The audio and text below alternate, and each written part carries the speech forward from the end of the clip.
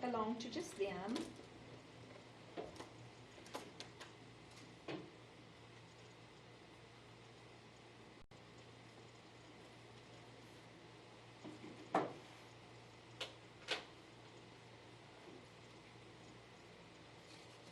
All right, the first one is the product property. You don't have to know the names of them. I think when we write them out, it'll all make sense.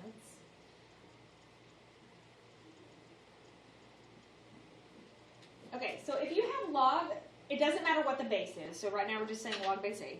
If you have a logarithm and it's got an argument that is being multiplied, if it would make my life easier, I can rewrite that as two separate logarithms. Logarithm x plus log y. Now, why might that be easier? Well, because maybe log x and log y I know the answer to. But I don't know the answer to log x times y. So if it helps you to split it apart, you can. An argument that's being multiplied is, we say, expanded or rewritten with addition. You do it in Algebra 2. We did it last year during class. You definitely do not do it in Algebra 1. I know we've done the part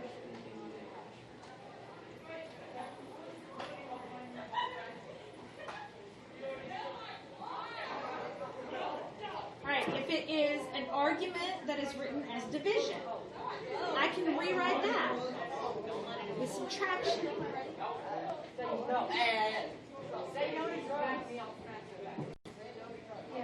Now, when you're doing one that's division to subtraction, the order matters. Whatever's written on top has to be written first in the subtraction.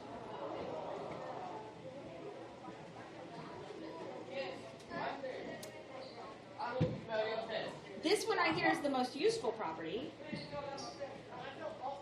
If you have an exponent on your logarithm, that exponent can be taken and moved to the front as a coefficient. So this would be y log base A of x. We'll use that one a lot. That's called the power rule. So you would you like take the log of x and then multiply it by y? Mm-hmm. Yep. The log of 1 is always 0. That's because anything to the 0 power is always 1. So the inverse of that is that the log of 1 is always 0. And then the last one is if the base and the argument match, it equals 1.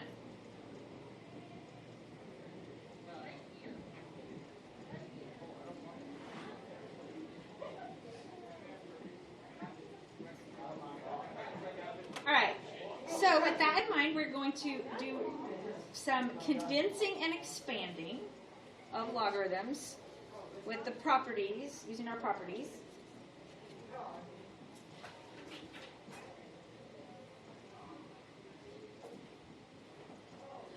So on MyLabs Plus, I will say there's a lot of these, but the biggest, they're not hard, the biggest mistakes that happens, and it will count the whole thing wrong, is if you don't write, the base of 7, you have to put the base, and if you don't use a 7 and you don't put it, it's going to count it wrong, but all they want us to do is expand this, and remember, if it's an argument that's being multiplied, you expand it with addition.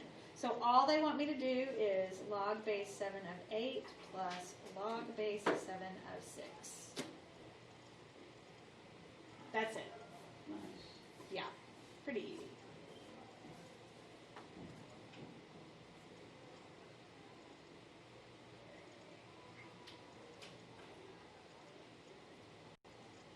Right, we're expanding. Our argument is being divided. So if you have an argument that's being divided, you can expand that by subtracting. So log base 6 of 12 minus log base 6 of 5.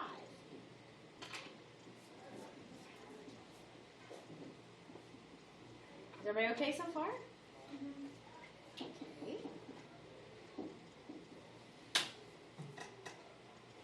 All right, now on this one, before we start fixing it, changing it, doing anything to the logarithm itself, let's rewrite, and this is just kind of one of those things, logarithm and exponentials.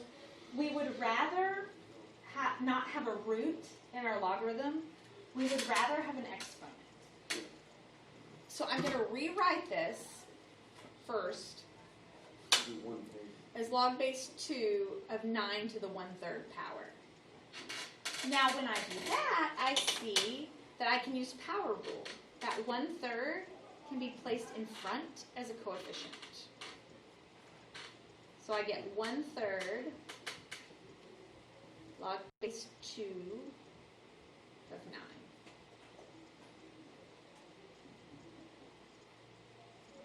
And right now, that's all we're doing. Is everybody okay? Yeah. All right, so now here's where they get just a little bit more complicated.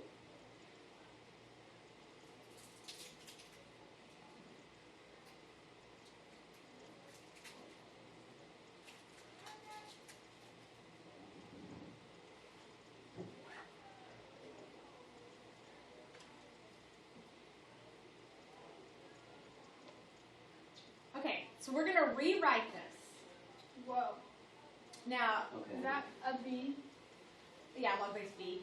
Oh, We're going to rewrite this, and we're going to rewrite it. We have to keep into account that I have multiple things happening. I have exponents, I have multiplication, and I have division. yeah, but isn't that So just go one thing at a time. So let's start with just the top. So on top, I've got multiplied r times s times t. And if you have arguments that are being multiplied, how do you expand them? addition? Addition. So I'm going to do log base b of r squared plus log base b of s plus log base b of t. And this is where I'm talking about don't forget the base, because you'll just get in a pattern and you'll drop the b and they'll count wrong. All right, now let's talk about we're not done, but let's talk about the bottom. I have these two things being multiplied, which would be u plus v. But it's all underneath division.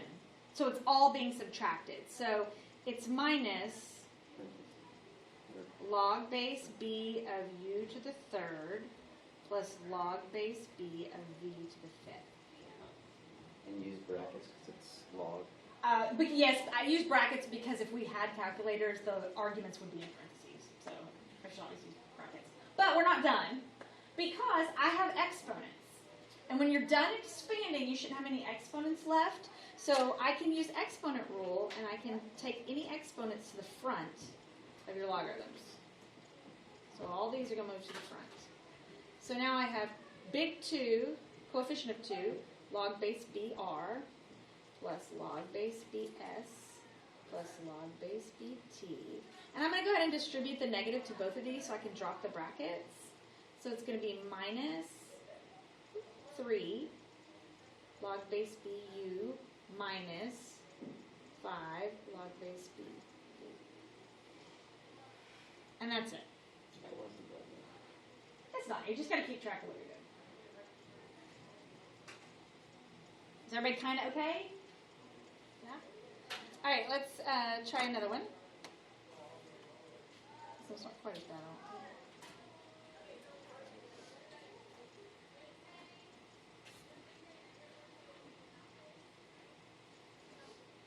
Okay, so take a second and see if you can figure out what you need to do.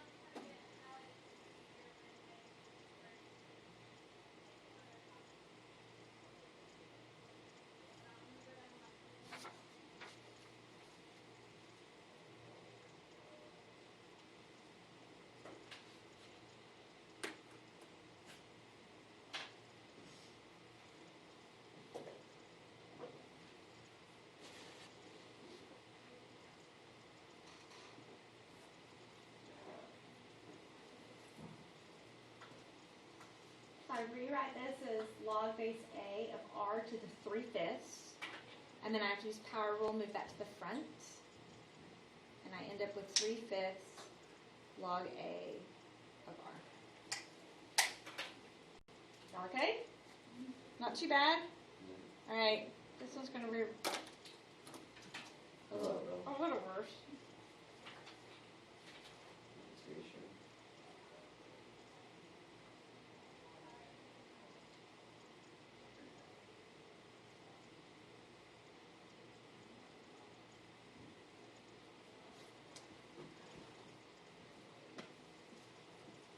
Okay, see if you can figure out what you need to do.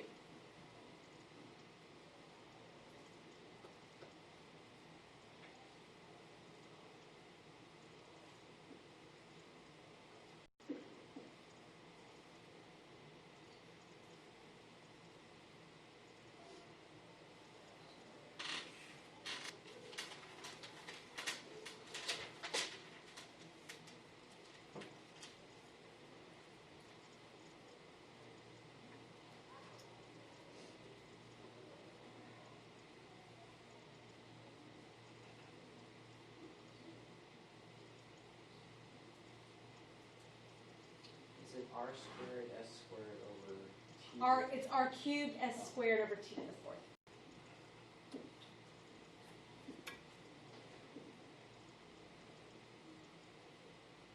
Alright, so first, remember, we don't like to have radicals in our logarithms. We would rather have exponents. So first thing I'm going to do is rewrite this without the radical. So remember, whatever's in the crack, the index of the radical is the denominator of everything. So this is going to be r to the 3/4, s to the 2/4, which I can simplify to a half, and t, oh sorry, that's not 4s. Yeah. They're m's. Sorry, I don't have my glasses on. I was going to put them on and then I just, okay. Oh, that's better. All right, now I'm going to go ahead and expand this. The top is being multiplied, so that means it's going to be expanded with addition, and the bottom is division, so that's going to be subtraction. So I have a log base A of r to the 3 over m plus log base A to the s over 2 to the 2 over m minus log base A of t. And then finally, I have to move all of my exponents to the front. So you end up with 3 over m log base A of r plus 2 over m log base A of s minus 4 over m log base A of t.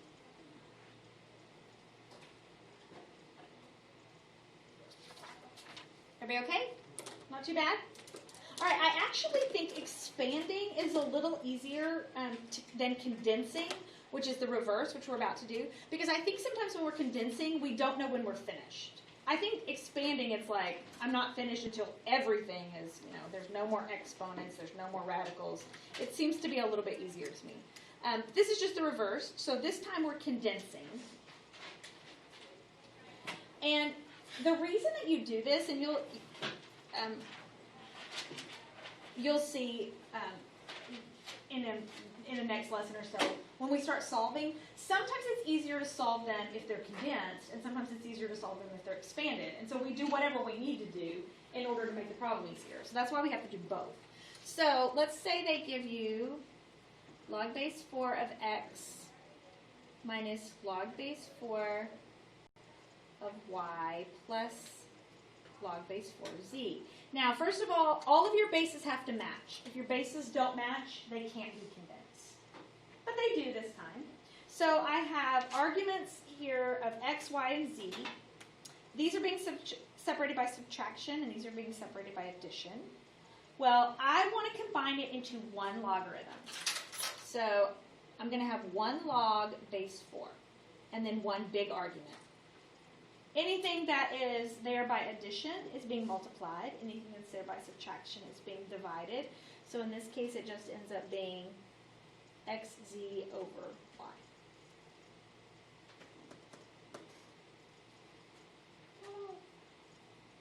Pretty easy.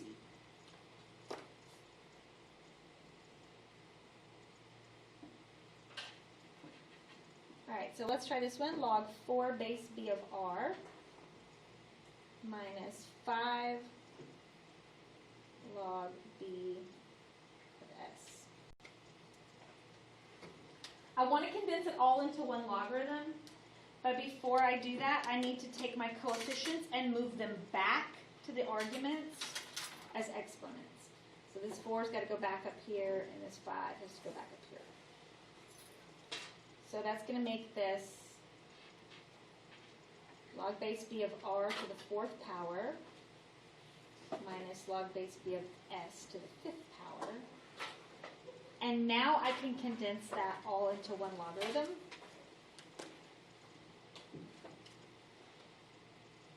So 1 log base b, 1, and they're being subtracted, so it's going to be r to the 4th over s to the 5th.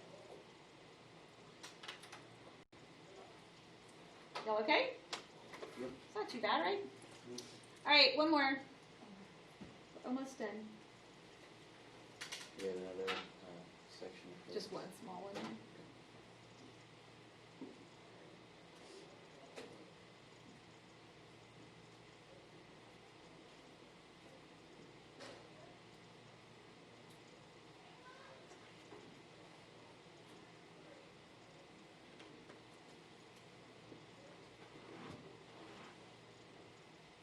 Okay. Is that log A, Yes, thank the you. last one? Yes, it is. Thank you. That's what I need. Okay, so first thing, let's take care of the coefficients, move them back, and make them exponents.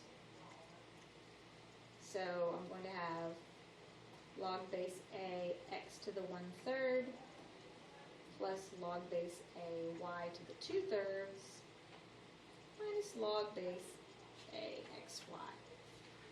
Now those are actually roots, and they happen to have the same index, which means when I put these together, I can put them all under the same radical.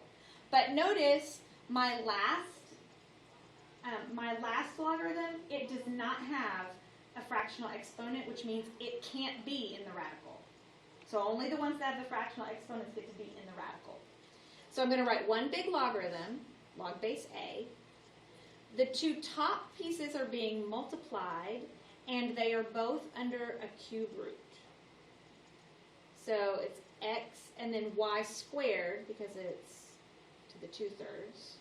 And all of that is over xy. That wasn't too bad.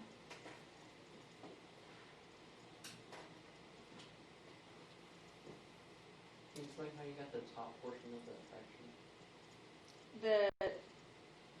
This, all right, because these two are being added, which means I'm going to multiply x and y. They both have a root of 3. So I know it's going to be in a cube root. And then it's x to the 1 and y squared. The y is being. Yeah, because of the numerator. All right, this is the last thing. And, well, I'll tell you when.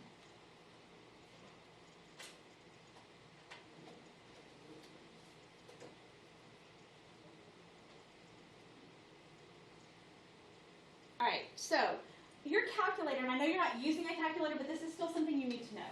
Your calculator actually has 2 logarithm buttons on it. First of all, right next to the 7, it has the log button. And when I put that in, I told you a second ago, it doesn't pull up a place for the base. This is called common log. And back before we had a ton of calculators that could do as much as this calculator can do, common log is log base 10. And everybody just knew common log is log base 10, and all calculators, all scientific calculators, were programmed to use log base 10. So anytime you hit log, it's automatically log base 10. So this one, I could actually put that in, and I get exactly what they said, 0.84509, which they rounded to 0.8451. That's log base 10. It automatically held the 10 in the calculator.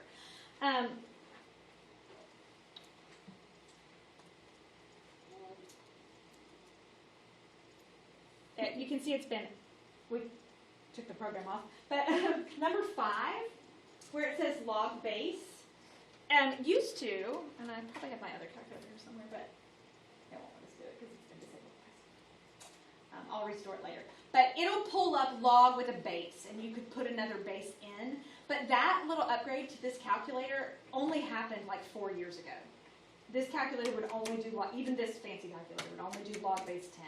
And that is obviously an upgrade that we've disabled because you're not supposed to have it for certain tests. So how did they find out, or like? We'll get to that. We'll get to that in a day or two. But I want you to know that log base, if it has nothing, it is understood automatically to be log base 10. So don't feel like that the base has been left off. Just in your mind go, okay, that's common log. Or if you hear somebody say common log, you know that that's log base 10. So they wrote the 10 in this case, but it's log base 10. We're assuming that log base 10 of 7 equals this. So then they asked me this question. Log 10 of 49. And they want me to find this somehow without my calculator.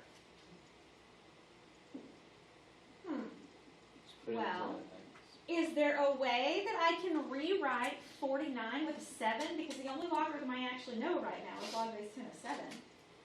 Put it in exponential. Well, 49 is 49 to the 7 power of squared. 1 half. 49 is 7 squared. So if I rewrite this as log base 10 of 7 squared, and then use my log properties, what happens to that 2? Goes in front. It goes to the front.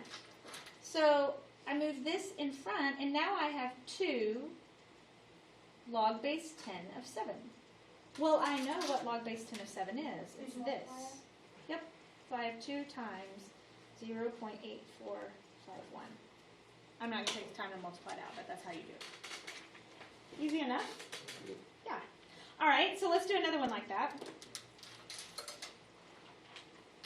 So I've got common log, or log base 10 of 70.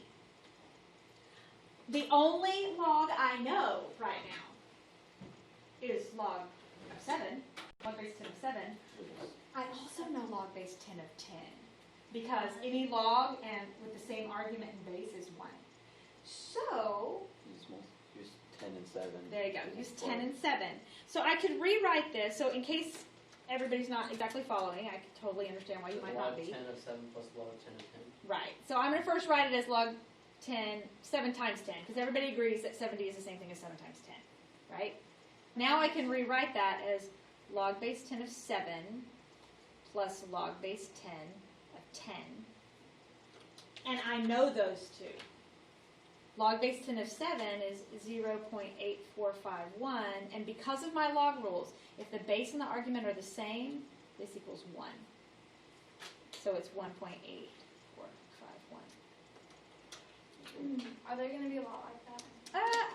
I don't know. I actually haven't really looked carefully at the assignment. It's usually a lot of condensing and expanding. All right, that's it. I will. I don't think I opened it already, but I will open it. Well, there's one due tomorrow already on there. Is that this one? No, that's the exponentials one, I think. Oh, yeah. Because we didn't take notes till Friday,